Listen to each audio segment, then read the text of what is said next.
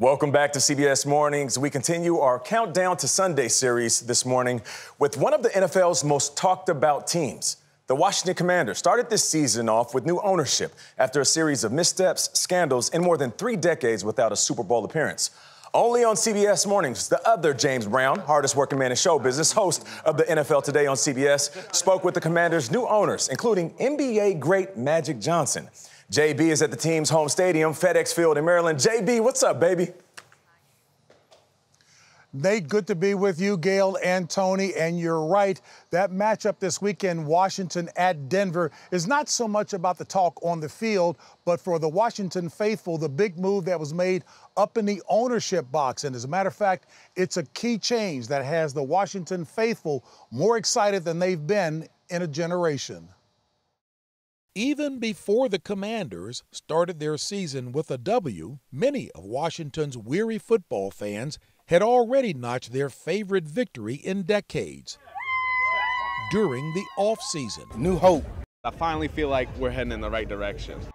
As new owners took command of the Commanders. It's just nice to get a new ownership, an owner that you can trust. And even in a town used to turnover, Washington has gone through 3 team names, 3 head coaches, and 13 starting quarterbacks in just the last 6 seasons.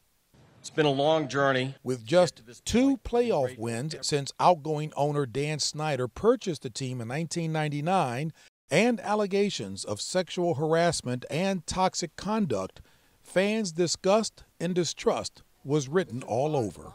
We are done with you. Get out of our city. In July, a week before training camp, private equity investor Josh Harris, who already owns pro basketball and hockey teams, led a group that purchased the Commanders and made this pledge. We will work tirelessly to make you proud once again of this franchise. We met Harris and co-owner Mitchell Rales at the Four Seasons Hotel in Washington. These players, the fans, can all be part of a rebirth of a culture. They're hungry for the iconic nature of this franchise to come back.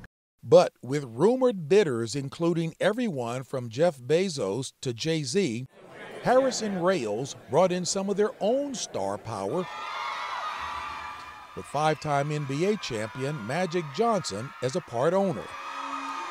Now they know they got a guy like myself who's been there and done it. Johnson shared his keys to winning with the team at training camp. As I told them, my door will always be open. If that's football related, which I can't help them with, but if that's just a conversation with me about life. You're definitely all in. I'm all in. I don't know how to be any other way, because you have to understand, we know what we bought. This brand is legendary, right? The fans understand they used to have excellence, right? Winning. But the once storied franchise, a lot like its current stadium, FedEx Field, had partially fallen into disrepair. When we talk to the players, they've told us that it used to be harder to play at home than it was on the road. Had to irk you as a champion of all sorts to hear that players did not even want to play at home because there were more opposing fans there than those here. That's right. What did that say to you? You know, we wanted to make this a tough place to play, right? Like the old days. Nobody wanted to go in RFK. DC Stadium, later renamed RFK Stadium, was the team's historic home from 1961 to 1996 near Capitol Hill. It was a place that opposing teams didn't want to come into. I mean, it was noisy, it was loud. A roar that more than just the team's new owners are hoping to hear again.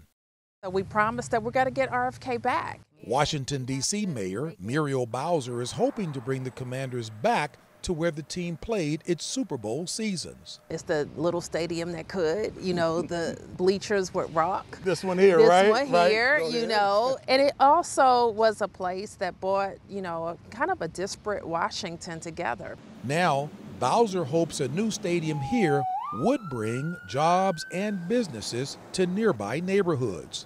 We want it to be very loud.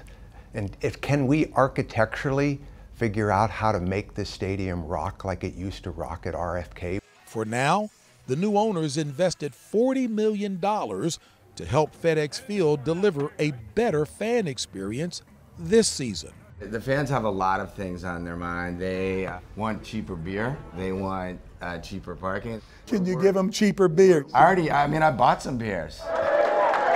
And Harris and his fellow owners are hoping soon they'll have something big to celebrate. Team on two, 1, 2, team! JB, to feel the enthusiasm of the city, it's been amazing. And now they're ready for the guys to play this Sunday, and let's get it on, you know? Look, I had to thank Lee Childs, Alyssa Candiotti, and Erica Scott in pulling this together. But to be clear, because the sale wasn't confirmed until late July, ownership didn't focus on on-the-field changes, but on the fan experience, changing the culture, and re-engaging a very impressive alumni. And as I throw it back to the table, Gayle and Tony, did Nate add a 7th ab to that six-pack with the training with the Secret Service? Excuse you, Nate's got 8 abs. He's in the running for People Magazine's Sexiest Morning Show co-host. So I've already voted 5 times. It's now up to you. Thanks, Gayle. It's true. But, JB, the team that you talked about off the field, Josh Harris and Irvin Magic Johnson, 2 A++ guys. So what a great foundation. Not to mention that coach, Ron Rivera, an officer and a gentleman and very good at his job. Yes. I'm so excited for these guys. Hey, and for my former boss, Mitchell Rales, who has been under the radar, but the fact that he came out public with this, a significant move with that ownership. Yes, Gayle. Yes. Well, and I'm excited about this season, excited about the Redskins. Used to be a parking attendant outside of Redskins games. I remember how excited the fans were going in. No doubt. Not very excited on the way out. No doubt. And just like a healthy, competitive atmosphere can make a team a Super Bowl contender, that toxicity that has been in this system, in this organization, was woven into the fabric, and it really it helps players, or it hurts players, and it doesn't allow them to play their best football. I feel the energy through the screen. What were you going to say, James? Oh, and Tony Dokoupil still has the tips of when he worked in the parking lot. Absolutely. I can help you out. No doubt. JB, we appreciate you. Thank you so much, man. I'll see you on Sunday, CBS Sports.